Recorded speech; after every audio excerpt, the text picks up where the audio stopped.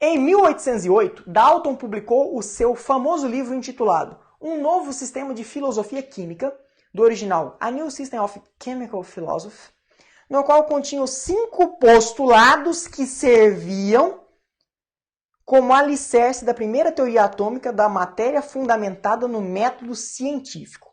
Esses postulados são numerados a seguir. Ele dá os postulados. Eu não vou ler o postulado, tá bom? Vou pular os postulados aí. E vou direto no comando da questão porque eu achei essa questão muito grande. Vou no comando e dependendo do que o comando falar, eu volto, tá bom? Vamos no comando. Com base no modelo atual que descreve o átomo, com base no que a gente conhece atualmente, qual dos postulados de Dalton ainda é considerado correto? Questãozinha clássica para a gente julgar o que Dalton disse que ainda hoje se sustenta, tá bom? Questãozinha clássica para a gente julgar o que Dalton disse que ainda hoje se sustenta. Então eu vou ler sim os postulados. Primeiro postulado. A matéria... Ah, gente, só uma observação antes de ler os postulados aí, ó, ele fala assim, ó, no final, depois de tudo.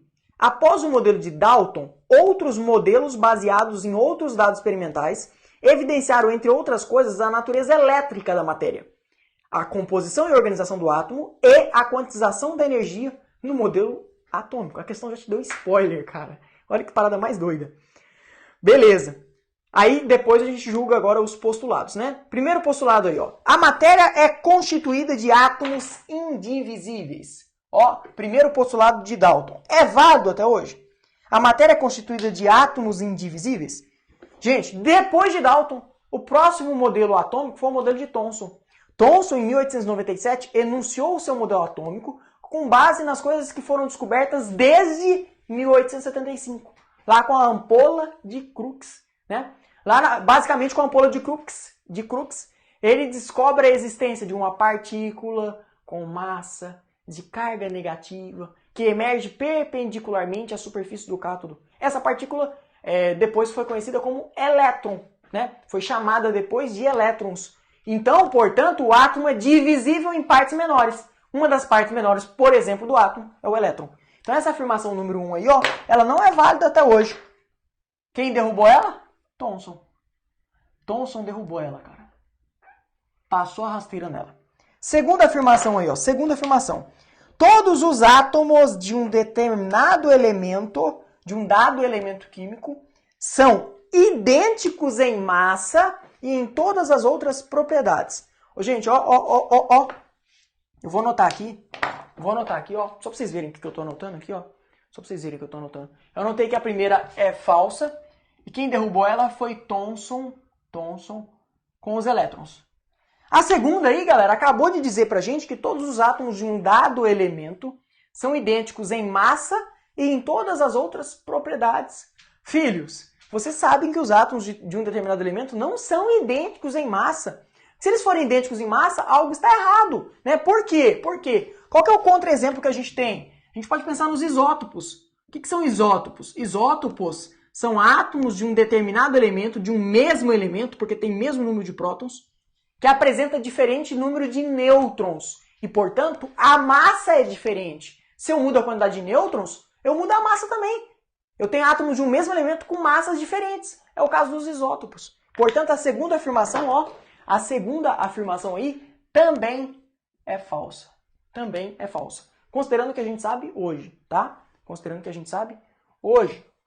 Próxima, terceira. Diferentes elementos químicos têm diferentes tipos de átomos. Até aí tudo bem, né? Cada elemento químico, cada átomo de determinado elemento é diferente. Beleza.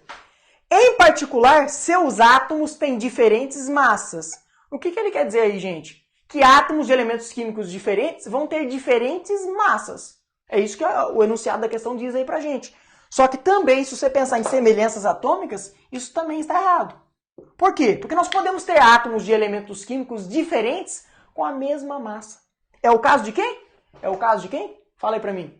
É o caso dos isóbaros. Isóbaros são átomos de elementos diferentes, mas que têm mesmo A. Ó, vou até escrever o A aqui, ó, de vermelho e maiúsculo. Tem mesmo A, mesmo número de massa. Ó, isótopos tem mesmo número de prótons. Os isóbaros são átomos de elementos diferentes com o mesmo número de massa. Tem iguais massa. A questão diz aí de diferentes massas. Então a questão é falsa, filho. Por quê? Porque elementos diferentes podem ter sim iguais massas. Não precisa ter necessariamente diferente massa, não. O que mais? Quarta afirmação agora de Dalton. Quarta afirmação de Dalton agora. Vou botar aí para vocês. Quarta.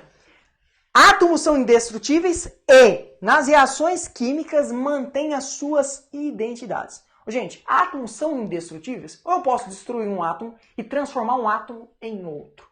Galera, átomos podem sim ser destruídos, podem ser sim transformados em átomos de outro elemento. E isso, na verdade, não é um processo químico. Isso é um processo nuclear. A gente estuda isso lá na radioatividade. Nós estudamos isso lá na radioatividade. Beleza? Portanto, essa afirmação aí é falsa. Olha pra você ver, ó, do jeito que ela fala aí, que átomos são indestrutíveis, tá errado. Por que átomos não são indestrutíveis? Porque átomos, por exemplo, podem sofrer fissão e fusão. Eu posso transformar um átomo de um determinado elemento em um átomo de um outro elemento. Como, por exemplo, com a fissão e com a fusão de átomos. Tá bom? Então a quarta afirmação ela aí também é falsa. Quinta e última agora, ó. Quinta e última.